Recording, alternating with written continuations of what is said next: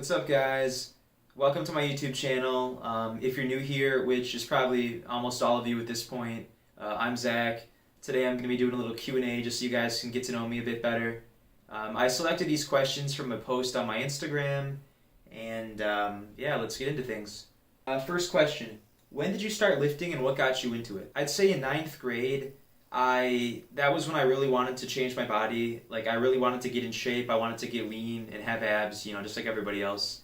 And I started to go on runs, and I got really into cardio, and I really enjoyed it.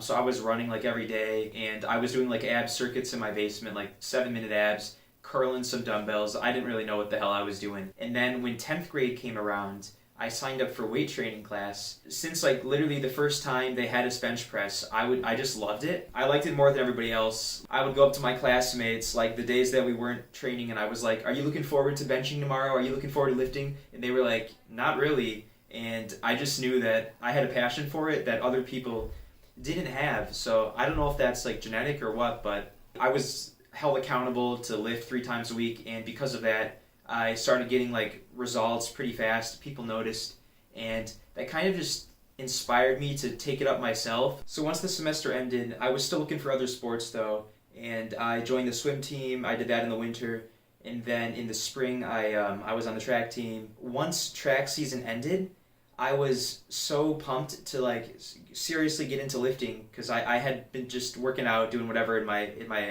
home gym. One day after school, I was so excited to go to the weight room, and I go there. I'm ready to work out, and I'm there for like 20 minutes, and then this guy comes up to me and he's like, "You got to leave. There's no adult supervision after this time." I'm like, "What are you talking about, man?"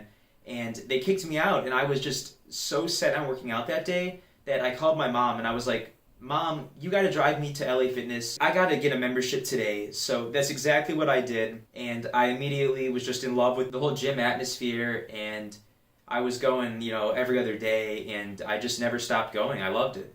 What inspired you to make the jump from weightlifting solo to creating content for people? I've been lifting for 6 years. And physique-wise, I'm super happy with all the progress that I've made. But I'm coming to the end of what I can accomplish. There's like still improvements for me to make, but it's not that significant. It's very slow. And I'm always working at that, but goals are what motivate people. I wanted to set new goals. I wanted to give back to people, show them that fitness can be fun and entertaining. Fitness is something that everybody can do, and it's something that everybody should enjoy. I wanted to show other people that they can accomplish what I accomplished, that they can achieve the physique that I achieved.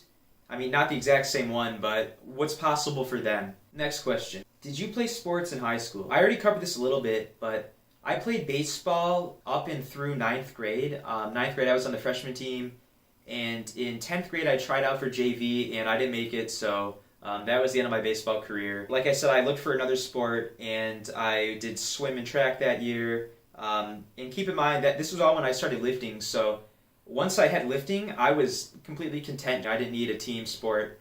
I don't like being told what to do, to be honest. I had a really bad swim coach, and he was always yelling at us, so that wasn't... After that, I was kind of like, no more team sports for me.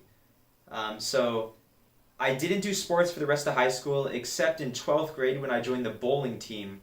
And that was interesting. I was like going to bowling practice, and then I would like bring my meal with me so that I could go like right to the gym after, and that was fun. Short and long-term goals. My short-term goal right now, physique-wise, it's to keep making improvements in any way that I can. I've been trying like a new training style, so I'm going to keep implementing that and see if I can keep, getting closer and closer to my natural potential. Social media-wise, I want to keep growing my brand, just reaching more people, inspiring more people, entertaining more people. So that's kind of my goal, just to keep growing that. And now that I've started YouTube, obviously it's like a whole other platform that I'm trying to get into. And I think it'll be a real challenge to me. So that's kind of my goal, just to keep that up, keep making like consistent videos. In terms of long-term goals, I'd say that I want to have a really successful online coaching platform. That's something that I've already started to do. I have several clients right now, but I really want to expand it and maybe hire a team so I can really help the most amount of people. That's kind of like a dream of mine. I also would like to compete in a bodybuilding show at some point. I had plans to earlier this year before lockdown, but then lockdown happened and everything got canceled. So I kind of put that off, but maybe next summer. Don't hold me to it, but I think that'd be cool just to do that and maybe become a professional bodybuilder down the road. We'll see. Maybe a natural professional bodybuilder too. Next question. Biggest fitness mistakes early on? My biggest regret is not starting this account into social media stuff earlier. I actually did start it in 12th grade, but I kind of got teased for it a little bit. I only had it for a few weeks, but I eventually took it down. I was really self-conscious and I wasn't as confident in myself, and I really cared what people thought. I wish I hadn't taken it down. I wish I would have kept going for it, and that's something I regret. In terms of lifting, I would say my biggest regret is not focusing on form as much as I would have liked. So I was obsessed with progressive overload because I was always told oh, that's what matters for building muscle, and I kept progressively overloading and adding weight, but my form did get worse and worse. But because my intensity was so high, I kept building more and more muscle, and I was oh yeah, I don't need good form. Let me just keep lifting as intense as I can and whatever, adding weight, and it worked. But a year ago, I was I can't do this anymore.